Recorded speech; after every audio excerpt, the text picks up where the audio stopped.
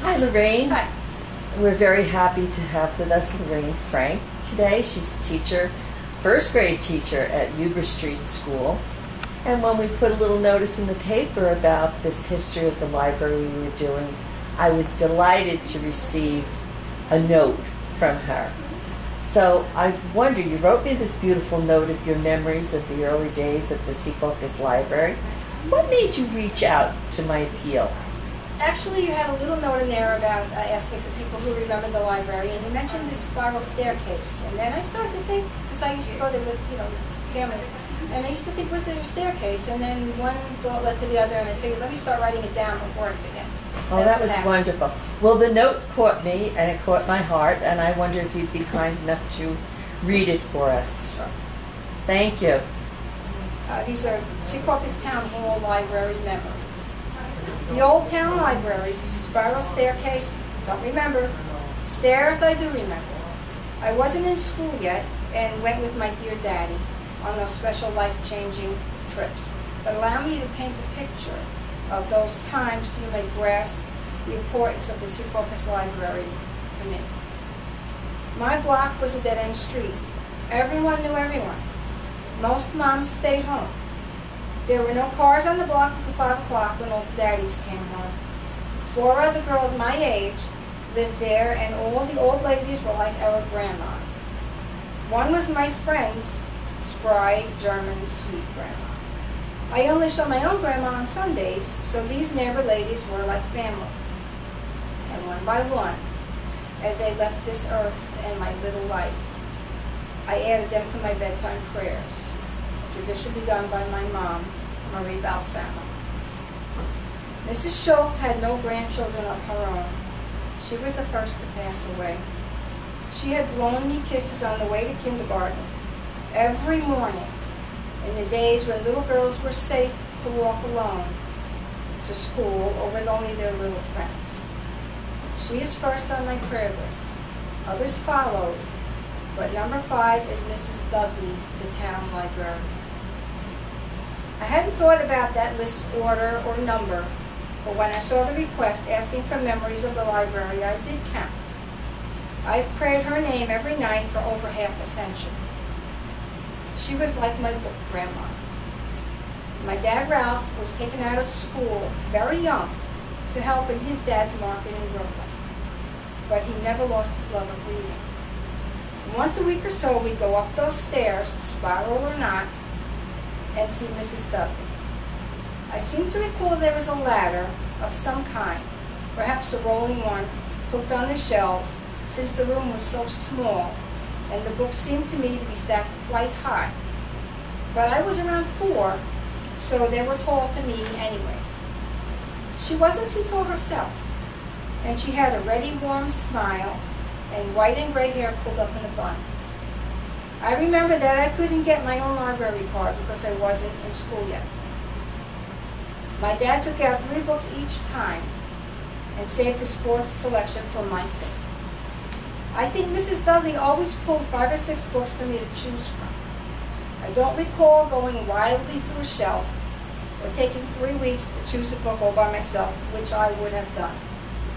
I was known for getting thrown out of Corby's, my neighborhood candy store, for taking too long to decide what choices to make that added up exactly to 25 cents.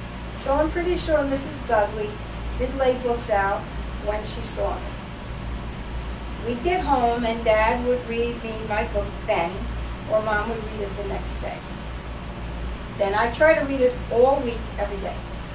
I was already learning to read from my big brother's comic books. That book was my treasure all week. I didn't own a book or know any children that did own one. No bookstores, online stores, just the library. I owned my first book at 10 or 11 when I asked for a science book for Christmas.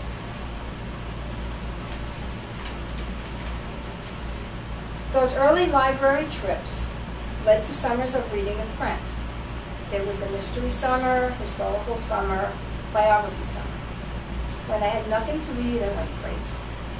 I opened the bathroom cabinet and read the toothpaste tube. I read soup cans in the kitchen. I've told this story to my own grandchildren. I tell it to every first grade class that comes into my room at Huber Street. I want them to know that there were times when you didn't own books or electronic equipment to read them on.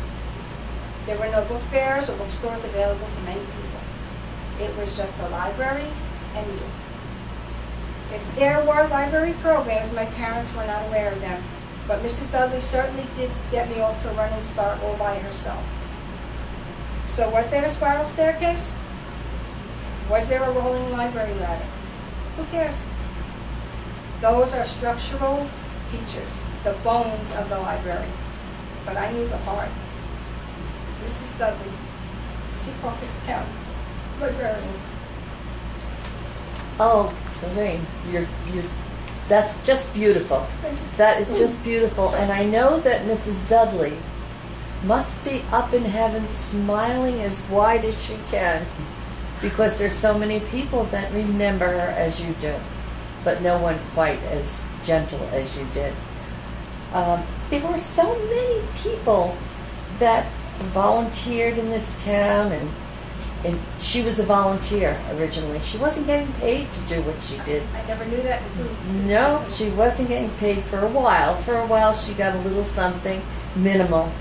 But what do you think it was about her that made her stand out in so many residents' minds? I can only speak for myself, and I was little. I don't know if I was annoying. I don't know if I was loud. I couldn't tell you that. I like to think I was a nice little girl. But she was very kind, and very sweet, and very helpful, and she made a connection in my mind of books and libraries and all good things. She was just a really nice lady. I know she'd love to hear that. If she was here right now, and I believe she might be, I believe all the board members that ever served on this board, or any director or any staff member is with us somewhere in this library, what would you like to say to her? Oh, Mrs. Dudley, thank you for being nice to me and for making me love books and libraries. And I guess that eventually led to me being a teacher at some point. Thank you for loving books. That's wonderful. What were some of your later experiences? Now you say you're a teacher, and we know that you're a good teacher, and you teach young children, which is sometimes difficult to do. What were your experiences later when you were going to school and you were working in the libraries, looking through books and whatever? Do you still have that feeling? In high school, I was in the library club, and they gave me a key to the periodical room. And I guess I wasn't one of the cool kids, but in my mind, that was being cool. Oh, that's wonderful. I've always liked libraries. I do stop in different libraries, different places. In school, I like the children to get acquainted with a certain author and then go to the shelf, because in Huber we use the just fiction books for little children at the beginning for first grade. Sure. So they get to learn different authors, and then they go to the shelf and they find this author by the letter. And then by the end of the year, it's interesting because, oh no, I like this one. I like Robert Munsch. I love it how they go back and forth across the shelves, and they go, oh look, I found all the Flight Daily books over here. It's great. So you are instilling the love of books in the children today, as Mrs. Dudley did with you. I hope so. So we attribute that to Mrs. Dudley. So I thank Mrs. Dudley for that, because I know you're an outstanding teacher. How about this library? What did you feel about this library when you saw this new one open? I may have been. I was born in Secaucus, and I lived out of town for several years when I was first married. So I don't think I was here when this actually went up. This is a beautiful building. It's a wonderful building.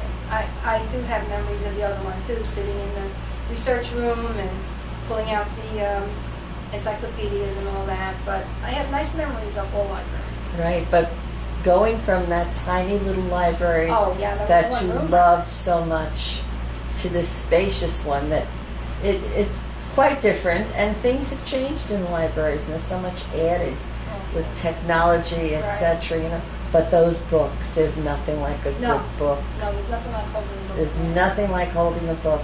We were speaking earlier about Kindles, but a book, there's nothing like it. I love to go to bookstores. Is there anything else that you might like to add about the library or your story? Don't forget, this is your touch of history at the library. I just would like to say I do believe there always will be libraries, no matter Good. what they invent. I mean, if they invent a book that you can clip on your ear and whatever they invent, I think there'll always be libraries because it's not just books. Libraries are kind of living buildings. They're things for children.